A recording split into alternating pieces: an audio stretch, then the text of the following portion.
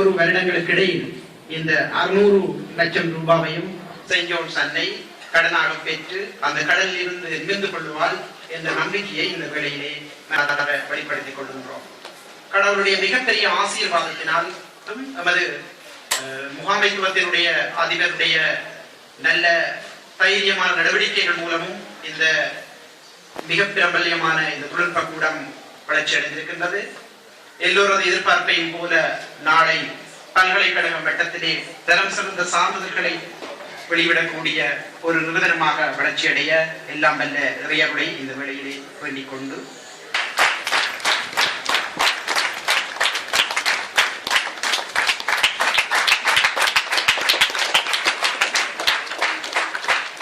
அந்த புத்தகத்தினுடைய முதலாவது பிரதியை தரம் 10 சேர்ந்த மாணவன் கல்லூரி அதிபரிடம் சம்பிரதாயபூர்வமாக இப்பொழுது கையளிப்பார்.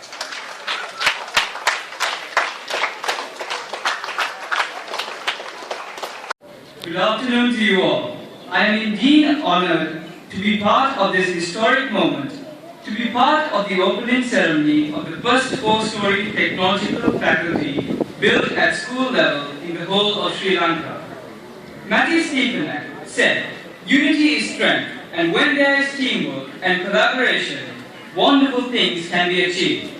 The administration of St. John's, teachers, students, old boys, parents and well-wishers joined hands together and worked hard as a team to make the construction of this beautiful technological block possible. This day will also go down in the annals of history as the day the first prospectus of the school was released. நான் பாக்கியசாலி என்று எண்ணுகின்றேன் இன்றைக்கு இந்த நிகழ்வில் பங்கு பற்றி உங்களுடன் இருப்பதையிட்டு. உங்கள் பாடசாலை எமது பிரதேசத்து மாணவர்களை சரியான திசையில்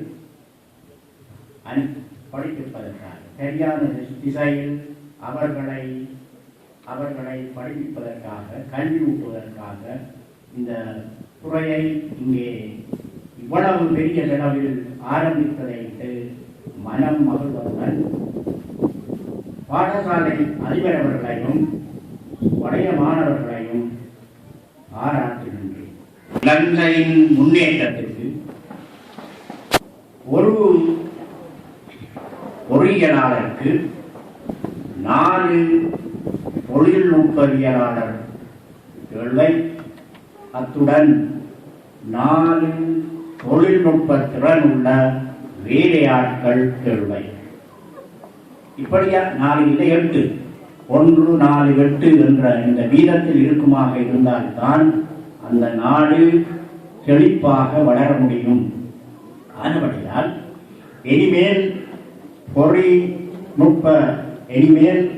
பொறியியல் துறையை பல்கலைக்கழகங்களில் உருவாக்குவதை விட்டுட்டு நாங்கள் தொழில்நுட்ப துறைகளைத்தான் பீடங்களைத்தான் பல்கலைக்கழகத்தில் உருவாக்க எண்ணியுள்ளோம்.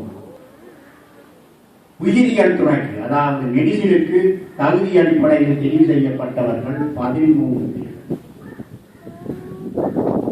டிஸ்ட்ரிக்ட் கோட்டா பிராந்திய அடிப்படையில் மாகாணம் என்று சொல்லிடாது, வட பிராந்திய அடிப்படையில் தெரிவு செய்யப்பட்டவர்கள் 29 பேர். மேனேஜ்மெண்ட் பெரிய அதிசயமாயிருக்கும். இங்கே இருக்கிறவர்கள் கேள்விப்பட்டால் தகுதி அடிப்படையில் தெரிவு செய்யப்பட்டவர்கள் 8 பேர். யாழ்ப்பாண மாவட்டத்தில்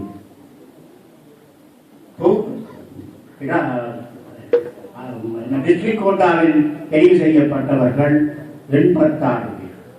இது என்னத்தை காட்டுது?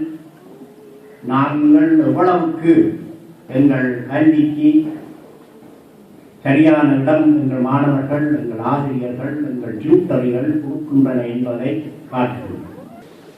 சில பேர் கூறுவார்கள், எங்கள் பிரதேசத்தில் பாப்புலேஷன் எண்ணிக்கை, குடிசன தொகை குறைந்து விட்டபடியால் தான் நாங்கள் எண்ணிக்கை குறைந்து விட்டோம் என்று. எங்களுடைய குடிசன தொகைக்கும் கொழும்பு டிஸ்ட்ரிக்டின் குடிசனை தொகைக்கும் இடையில இருக்கிற விகிதம் வந்து 1:3. அவர்கள் கிட்டத்தட்ட 174 பேரை பொறியியல் பீடத்துக்கு அனுப்புகிறார்கள் என்றால் அந்த விகிதத்தை பார்த்தா என்று சொன்னால் 58 பேராவது போயிருக்க வேண்டும். 32 பேர் தான் நாங்கள் போனோம்.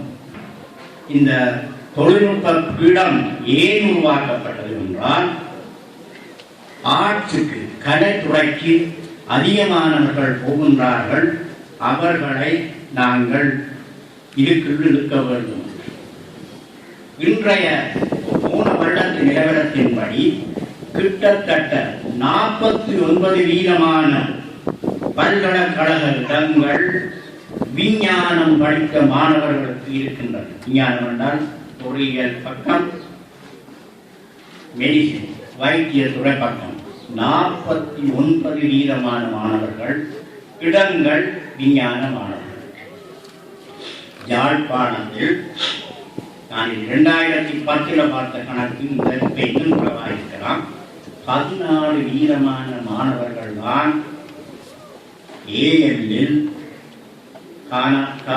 உயர்தர வகுப்பில் விஞ்ஞானத்தை படிக்கின்றார்கள். உங்கள் பாடசாலை இந்த முன்மாதிரியை நான் பாராட்டுவதோடு மற்ற பாடசாலைகளும் இப்படியான செயற்பாடுகளில் இறங்க வேண்டும். ஆனால் அது விஞ்ஞானத்துக்கு போகின்றவர்களையோ மெடிசினுக்கு படிக்கின்றவர்களையோ அல்லாது பொறியியல் துறைக்கு படிக்கின்றவர்களையோ திருப்பாமல் இருப்பதையும் நாங்கள் பார்த்துக் கொள்வோம். போனால் இன்ஜினியரிங் மெடிசின் அல்லாட்டிக்கு தம்பி வெளிநாட்டில் பெட்ரோல் அடிக்கவும் ரெடி. இப்படியான நிலைமை மாற்றப்பட வேண்டும். இன்று கன இடங்களில் கன வீடுகளில் ஓலவர் 8ஆம் வகுப்பு படிக்கைக்குள்ளேயே வெளிநாட்டு ஆசையை கொடுப்பதால் அவர்கள் படிப்பதே இல்லை. ஓலவரில் ஆங்கிலத்தில் டி எடுத்தவர்கள் விஞ்ஞானத்தில் டி எடுத்தவர்களிலும் பார்க்க கூட ஆண்களின் விகிதாசாரம்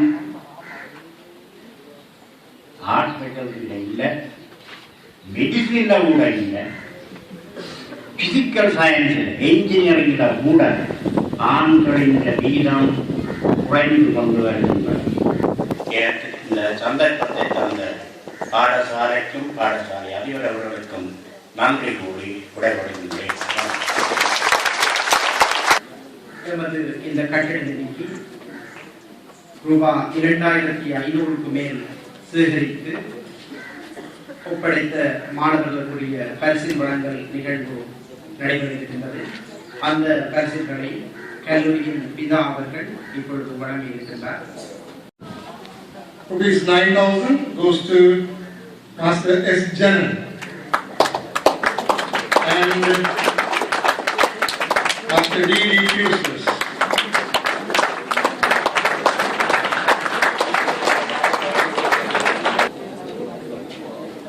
Third place, rupees 4,000 goes to walking stick.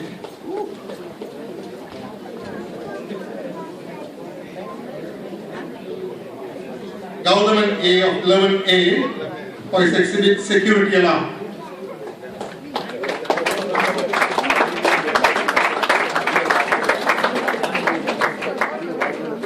T.B. Anderson of Upper 6J for the wastewater treatment.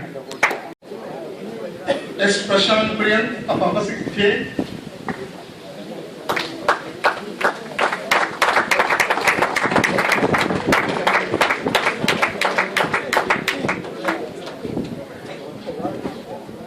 A. Ravi Varman of Low 6A.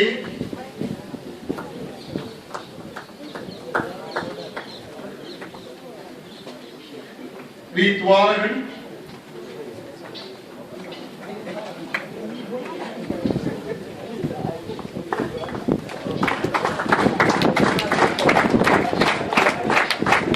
E. Rahavan.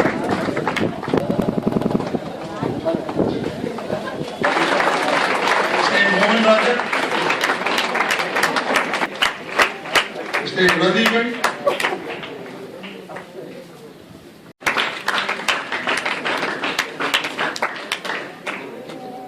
a provincial council member, the Honorable Mr. Lekas Rakundraw.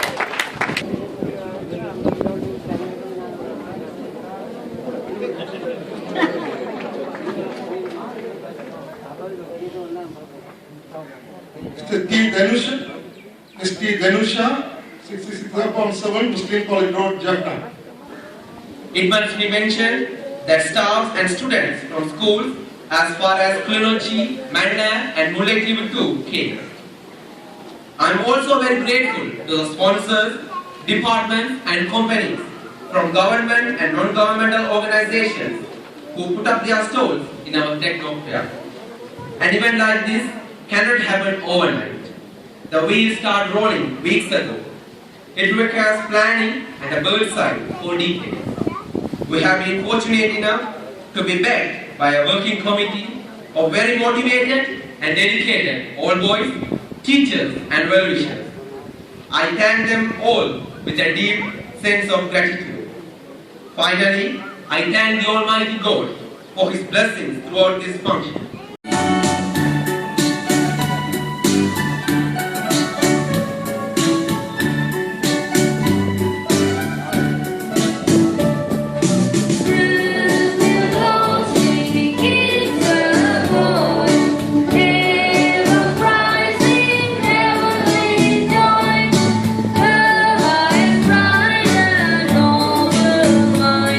The greatest joy.